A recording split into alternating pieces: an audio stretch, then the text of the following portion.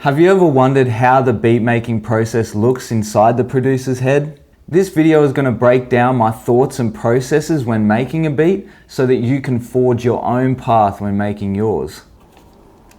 Today I'm going to sample my trusty Walkman here. We're going to look at drum patterns and how to get creative with them. And I want to show you how to turn that 4-bar loop into a song really quick and simple. So let's jump in.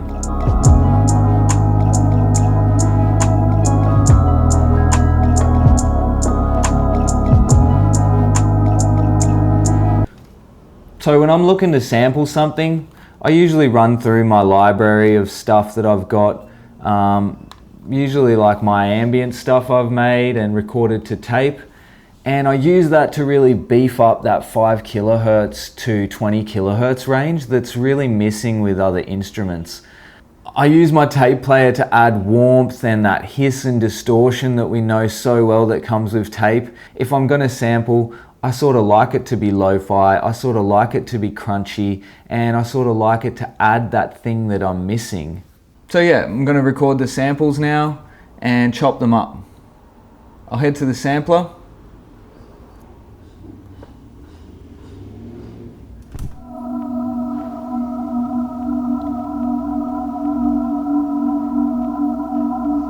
I'll just start chopping it up. Because it's the same sample, I'm just going to make them really big so that they go for at least the 4-bar loop, you know. I think 3 should be enough.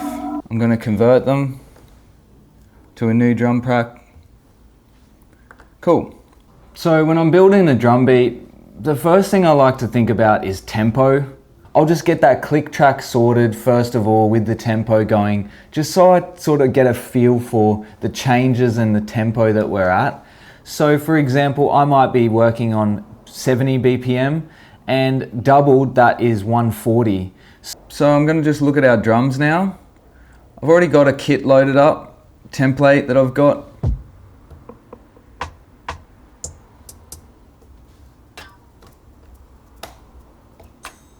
Lots of different sounds loaded up there, some perks on the top and your normal drum hits, kick, snare and hat on the bottom.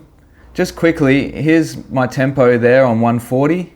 I'm working with 70 BPM at the moment, but I put it to 140 to double that resolution.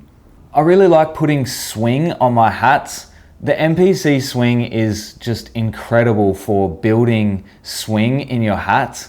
The way I normally go about it is I put a specific value of swing on my quarter steps, and then I'll go in and I'll slightly change that to another value for my 8th steps and record those in. So I like to start out with the hats, and I'll just start with a little swing on the quarter hats.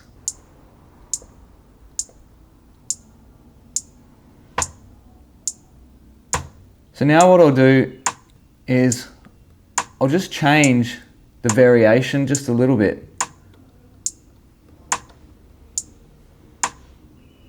Right?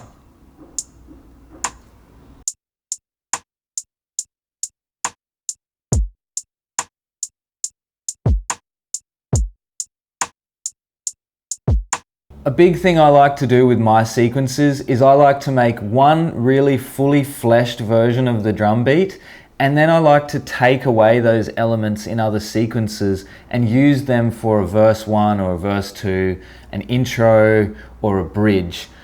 So I'm not having to just create 8 different parts to make my song up. I'm just taking away key elements and choosing where to remove certain things. Alright, so we got our drum beat, pretty simple. Now we just want to build on that and really flesh it out. The way I like to do that is I like to just play the beat and just hold the note repeat and just add some simple little flitters of the percussion and just see what feels right, and then just record that. So I'll have it on triplet here. So that sounds cool.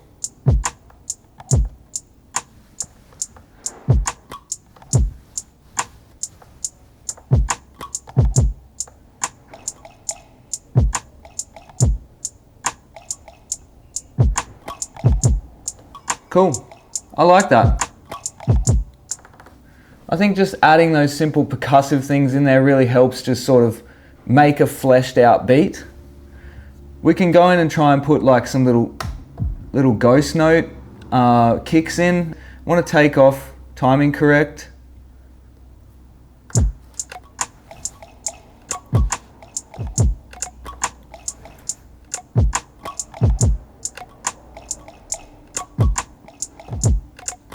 Cool, so I got my intro, my verse 1, my chorus and a bridge. Now what I'm going to do is I'm just going to remove a few things from each section. So for a start, I'm going to remove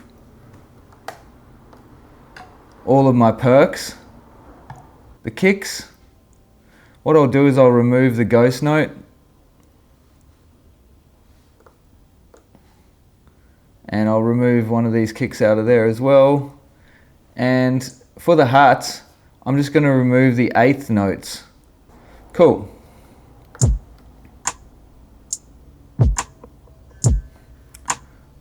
I might just remove that kick as well.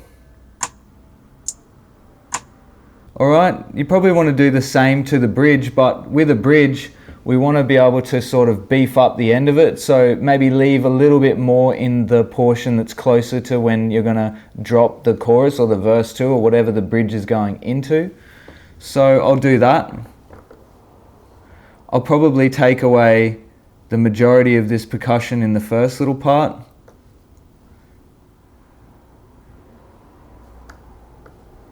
I'll take away those hat hits. Alright, let's just hear what this sounds like.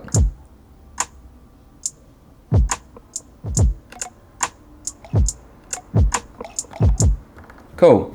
Pretty simple, but a good technique for just beefing up that end couple of bars at the bridge.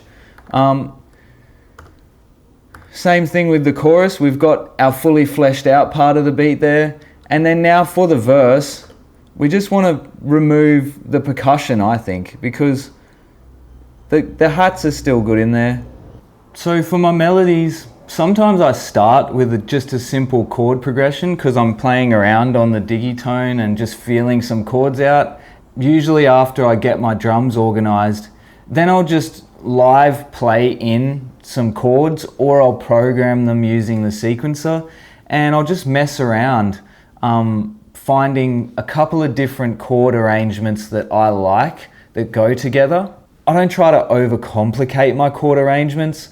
I'm not the most confident keys player. I really think of the chords and the melodies as being the thing that sort of glues everything together.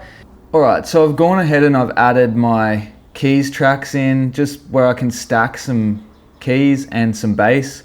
Minitor is going to handle the bass and the digitone is going to handle the keys sounds.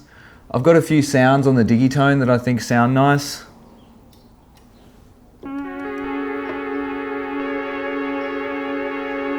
So some nice top end there. And a similar sound but a little bit low end. And then over on my pattern 2 I've got a little bit of an arpeggiator and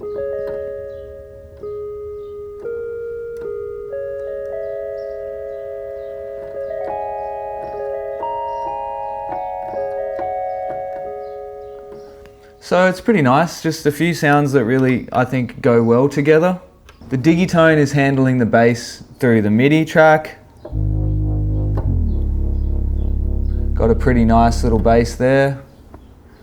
Really quite a short cutoff.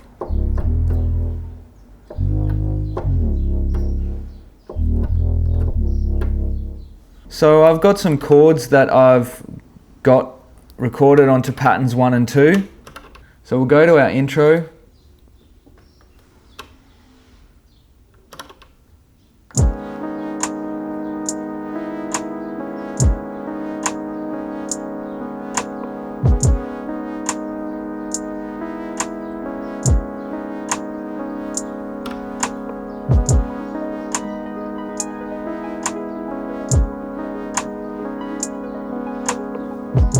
It's a pretty nice little intro there. So what I might do is I might double the intro so that we've got 8 bars of intro. I'm going to add the arpeggiator in the second half just so that it sort of beefs it up and gets it ready to go into that verse. So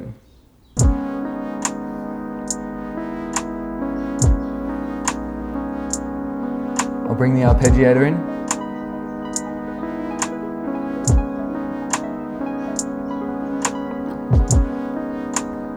Cool. Pretty simple, but I like that.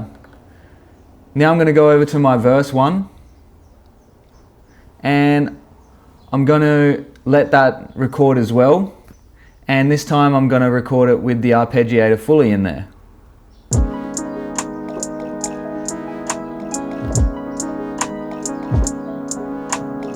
Cool.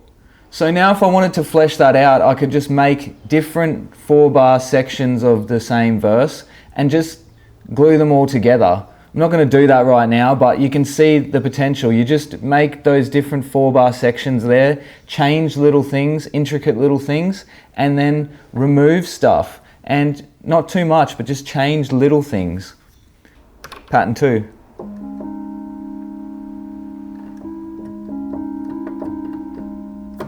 So I'm going to hear that play.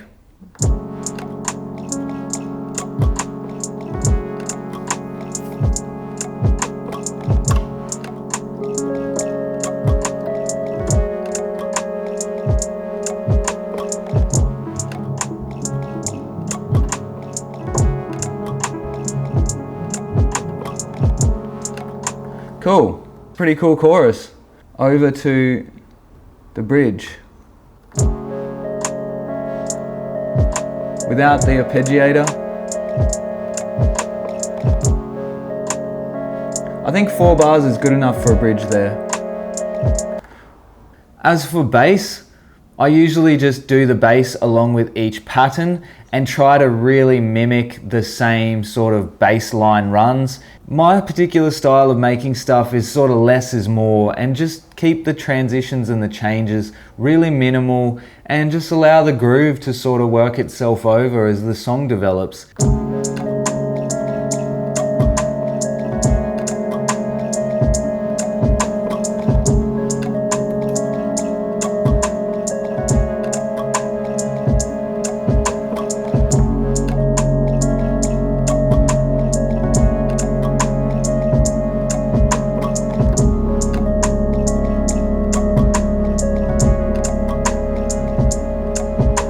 Because the chords are the same in the bridge, I'm just going to go straight over to the bridge and just do this one.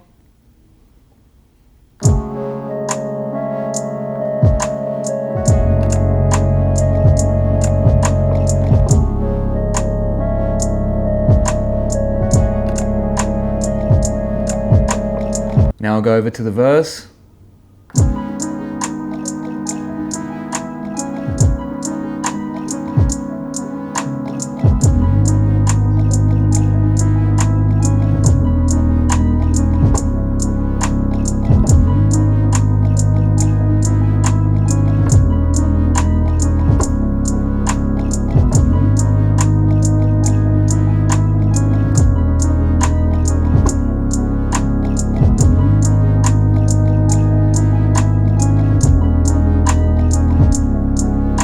Cool. And I'll go to the intro now and just do a really simple, maybe turn a little bit of the filter down, turn down my LFO as well.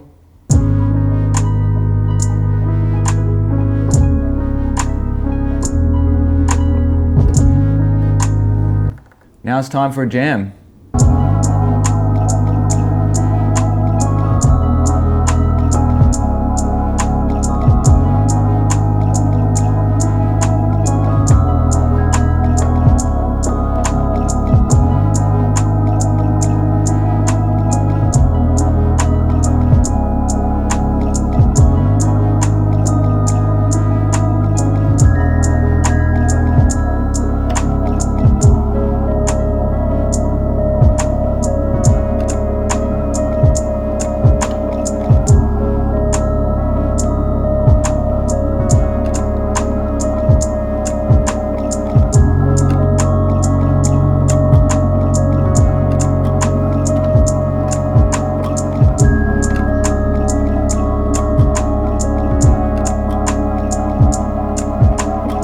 So there you go. That's just a little insight into my beat making process. For more videos like this, remember to like and subscribe to my channel. I'm going to chuck this one on tape now and lock it away in the vault. Have a good one.